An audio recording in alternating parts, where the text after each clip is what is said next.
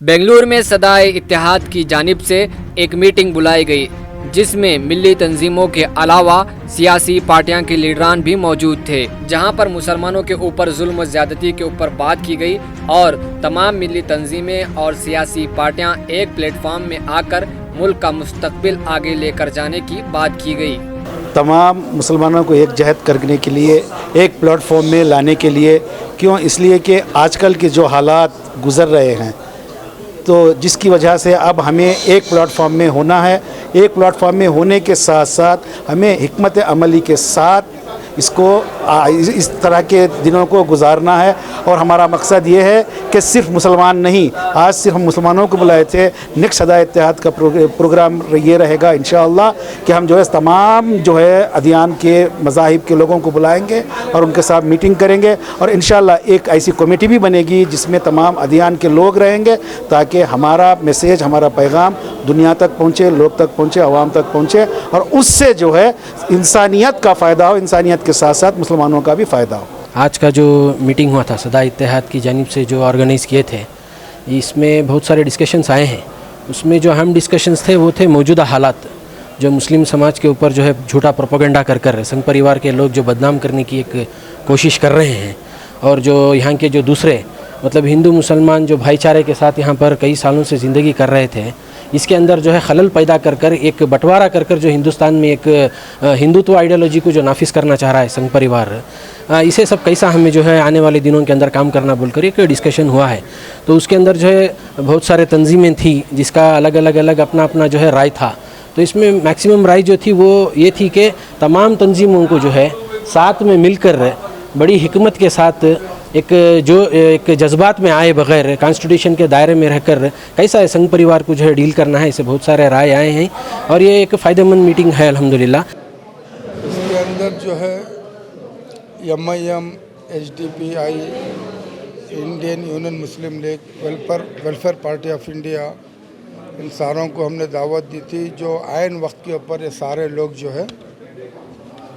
खड़े हो जाते हैं इलेक्शन लड़ने के लिए, इससे जो है मुसलमानों का ही नुकसान हुआ है अब तक और आगे ऐसा ना हो, इसलिए सदा इत्तेहाद वालों ने इन सारे लोगों को दावत दी थी। और इनके साथ में जो हमारी मिली तंजीमें हैं, ये तंजीमें जो है एक पार्टी की तायद में जब ऐलान करते हैं तो इससे भी कौम का बड़ा नुकसान होता है। जैसे कि एक जमात और एक पार्टी के लिए तायद कर देती है, एक और तंजीम और एक जमात की और सियासी पार्टी के लिए तायद कर देती है, इससे भी कौम जो है कंफ्यूज होती है। और हमारे उलमा भी उस टाइम जो है इस कदर वो कंफ्यूज होते हैं कि वो किसकी तायद करें, किसकी तायद ना करें। वजह यह है कि उनके ऊपर एक तरह से दबाव होता है उलमा के ऊपर, उनकी जो जमायतें हैं उनके ऊपर हावी होते हैं। वो कहते हैं कि आप मौलाना ये कहिए, आप मौलाना वो कहिए, आप ये ना बोलें, आप वो ना बोलें। इसकी वजह से जो है उलमा भी जो है एक तरह से दबाव में रहते हैं, तो उससे भी कौम का बड़ा नुकसान होता है। इन सारी बातों को नज़र रखते हुए तंजीमों को भी दावत दी और ये जो जमायतें, जो सियासी जमायतें दाखिल हुई हैं कर्नाटक में, इनको भी हमने दावत दी कि आइंदा आने वाले तमाम इंतखाबात, चाहे BBMP हो, चाहे MLA हो, चाहे MP हो, जो भी सियासी जो मकसद के लिए जो भी सियासत जो वक्त के ऊपर जो होते हैं वोटिंग का मामला, इसमें अदल बदल ना हो और कौम बिखर ना जाएं, इसके लिए क्या ला इल्म तैयार करें। इस वजह से जो है ये सदा इत्तेहाद वालों ने इन सबको दावत दिए थे और कुछ राय मशवरा हुआ है। इंशाअल्लाह आइंदा भी जो है मीटिंगें होंगी, उसके बाद एक फ़ैसला लिया जाएगा। स्टेडियम में हमें देख रहे हैं जो छोटे छोटे पार्टियां में छोटे छोटे सोच के हमें भी कुछ कंटेस्ट करके हमें भी कुछ जीतती हैं, ऐसा उनके सोच है। लेकिन जीतना से ज़्यादा हमें कौम के बारे में हमें सोच के फैसला लेना है, उसके वजह से जुड़ा के बात करके हैं। मसला क्या है? उसी के लिए हमें सबको बुला के हैं, जो हमें जो DSS के संघे के जो भी उनको भी बुलाना है और हमारे वकील का उनको भी बुलाना है, दलित को भी बुलाना है, सारों को बुला के हमें इंशाअल्लाह बात करेंगे जो